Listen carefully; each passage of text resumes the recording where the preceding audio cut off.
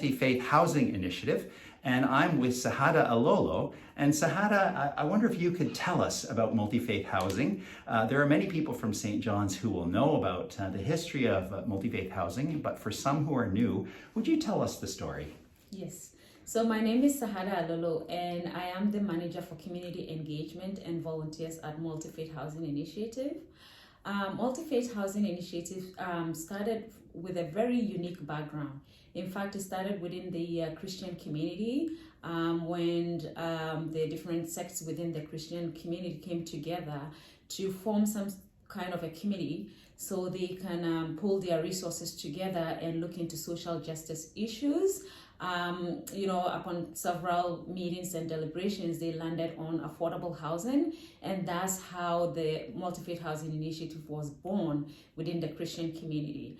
Somewhere along the line, they decided to make it a multi-faith organization, and they invited the Muslims, the Jewish, the Hindus, the Baha'is, the Unitarians, and today Multi-Faith Housing Initiative is made up of over 80 different faith communities that have joined hands with our organization to put their faith into practice and pull resources together and join us in solidarity to provide affordable housing to those people who are in need, or people who are homeless, or people who are at risk of becoming homeless.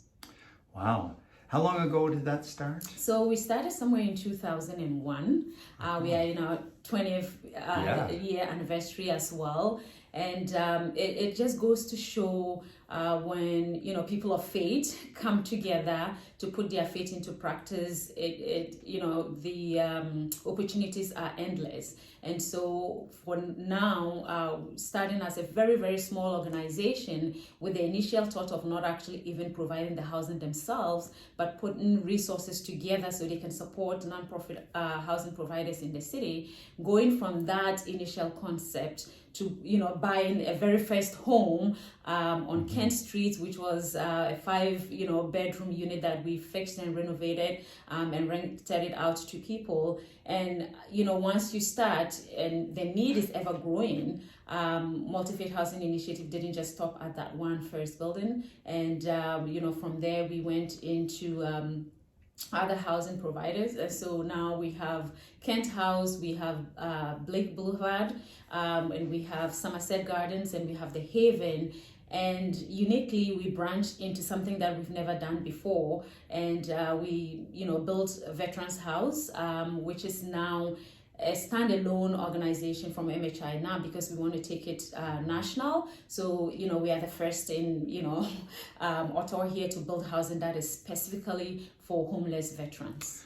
Oh, very interesting. So how many people how many units would you have that you've developed over this time? So right now with Veterans House included, we have 179 units, and we are housing about 400 tenants right now as we speak. And what was your latest project that you've just completed? So the Veterans House is our latest, but prior to the Veterans House, let me talk about the Haven. Prior to the Haven, we were sitting about, housing about 100, tenants, about 30 of them were children. And for a very long time, that's where MHI was sitting at with the, 3 units that I mentioned earlier, which is the Kent House, the Blake, and Somerset. And for a very long time, that's where we went. We had never built any housing from scratch. We always bought, old buildings and fixed it up and, rented it out affordably to people who are in need. And so the Haven was our very first project that we built. And it just goes to show the commitment of the staff.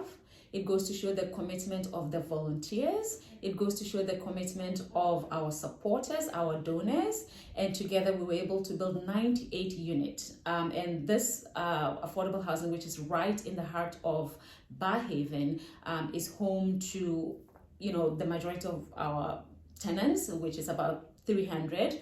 And that is, we built it intentionally because this was the very first time we had an opportunity to build something from scratch. And so we put our vision into that. And what is that vision? That is a vision where we are going beyond providing affordable housing, but also building communities, building diverse communities, building communities where people can live and thrive and be successful in their housing and move beyond that and improve their general well-being. And how do we do that? We do that through number of programming, number of projects that we bring to our tenants, linking them with all kinds of resources that they can improve their own general well-being. What's your next big project? So that's very exciting. So right now, we have two things in the pipeline, which is quite exciting. It was in the news, so hopefully many people heard about it. So we are into a project with Dream. We've partnered, Multifaith Housing Initiative partnered with an a private, a for-profit private housing builder, and we as a non-profit and charitable organization came into that kind of unique partnership to build the liberating flats. So we won that contract, which is very exciting. It's going to be a total of 600 units, and MHI is going to own 179 from that. And what is very unique about that is we are going to replicate our programming that we currently have at our various housing sites by providing programming to all 600 units. So we are not going to go in there and say we are programming for just MHI tenants. It would be a mixed income sort of community where programming is for everyone who is interested in participating. Apart from the Liberating Flats one, which is exciting and is going to be our biggest project ever, and we are so looking forward to it. The other one is Julian of Norwich. And as most people are aware, because we are a multi-faith organization, we partner with our different faith communities for programs and projects. And one of such success story is our partnership with the Anglican diocese. And we are working with Julian of Norwich. They have a church and piece of land beside it. So we've come into partnership, and right now, tentatively, we could be possibly building 60 affordable housing units on that land, which is on Maryville Road. Well, that's really impressive. Mm-hmm. Now, I've been interested in settings where people get to work with other people of other faiths for some time. And I wondered, what is that like working with all these different faith groups to make this happen? It is priceless. It is amazing. It's the learning opportunities. It's the sharing opportunity. It's basic, bringing us back to humanity. We come together, we celebrate. We don't shy away from our differences in belief. We actually celebrate our different faiths. When it's time for Christmas, we don't call it a holiday gathering or holiday party. We call it what it is. It's a Christmas party. And we actually invite our Christian brothers and sisters to put up a Christmas event, which is made up of, breaking bread with people. Mm-hmm. And there's an educational piece to it. And we have, people acting out the nativity story, for instance. Uh-huh. And one instance, we had Muslim kids in hijab participating in a Christian nativity story, and just seeing that picture alone just brings us back to our humanity, that despite our religious differences, there's more that binds all of us as human beings than separates us. And so for us, in addition to providing the housing to people who are in need, we are also saying to the world that in a little town in Canada, 1 million people, that in Ottawa here, there's an organization that is promoting community, that is promoting our humanity, that is celebrating our differences and respecting our differences. And so for me, that's what stands out about a Multifaith Housing Initiative. That's wonderful. So, Sahada, we had a chance to be together for an interfaith service of prayers for peace for Ukraine. Mm-hmm. And so I had a chance to ask you then a little bit about your background. And for the benefit of our watchers and listeners, would you tell us a little bit about how you come to be here? Where do you come from? So I am originally from Ghana, the northern part of Ghana specifically.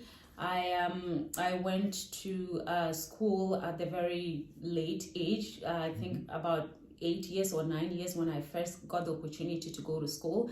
I am the first girl from my family to ever step foot in the classroom. So basically my great-grandmother never went to school, my grandmother never did, my mother never did, and I'm the firstborn. And so when I came along, that's the tradition, girls don't go to school. To cut a long story short, I got the opportunity to go at a very, still young but late age. And so seeing how transformed my life was within my community just because I could read and write. So I made it my lifelong dream to promote girl-child education in Ghana. And so I went all the way to university. Throughout that time, I was, teaching night school in my community for free, just teaching my mother.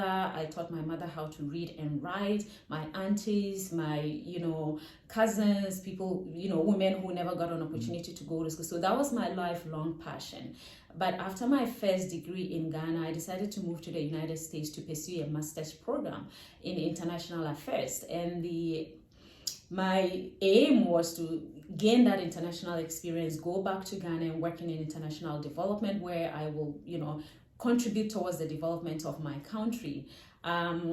I happened to marry someone who lives in nowhere else but in Ottawa. So that's how my journey to Ottawa began. And now I live in Ottawa with my husband, and I have 3 sons. One is 19 years, the middle one is 17, and my third one is 14.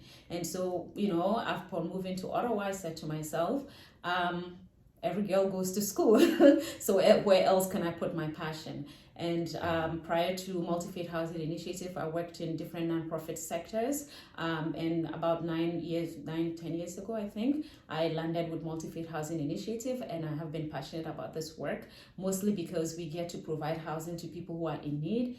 And most importantly for me, what inspires me every day, the idea of working with people of all faith, the idea of building interfaith, multi-faith relations, the idea of strengthening our communities and building the capacities of our tenants to be able to thrive.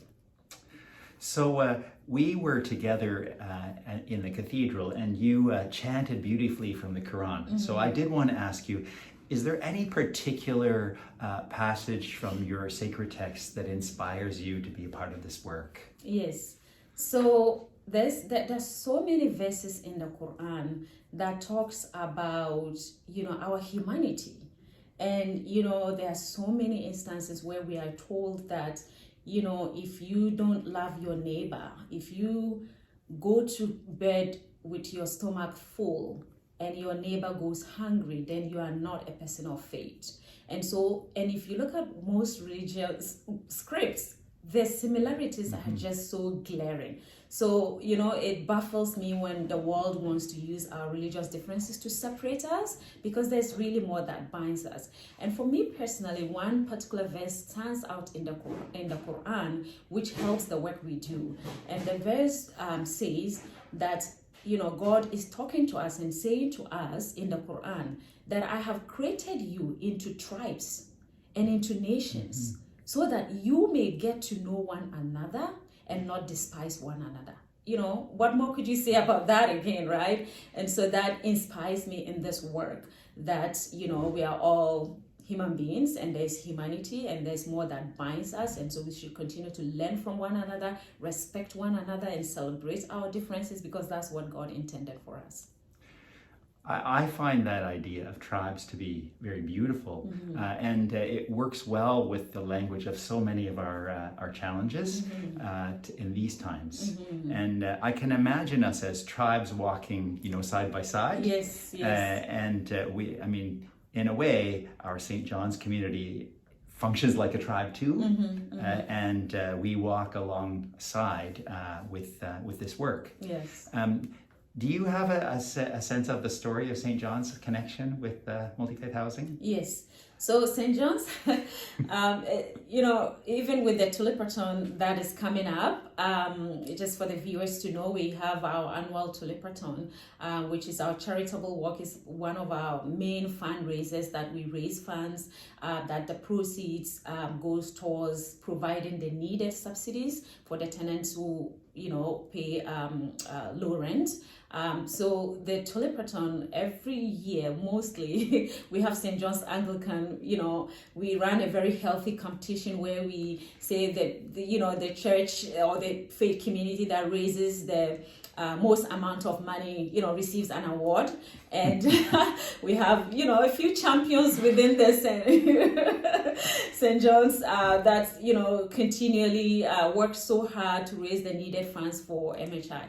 And they were, part of MHI from the very beginning. We have people like Gay Richardson, who has been with the organization from the inception. At one point, she was actually the president of the organization. And in fact, we actually do have an award named after her. What a legacy, right? We have a Gay Richardson Award that is named after her to, recognize people who go above and beyond to support Multifaith Housing Initiative to thrive. Well, we look forward to continuing this special relationship and support for you. And I hope our people of St. John's will now feel they know you a bit better, yes, and that we will also have the opportunity to meet with you in the future. Yes. So thank you very much for this. My pleasure. And you'll see in the description of this video how to donate to support Multifaith Housing at the upcoming Tulipathon. Thanks for watching. Thank you.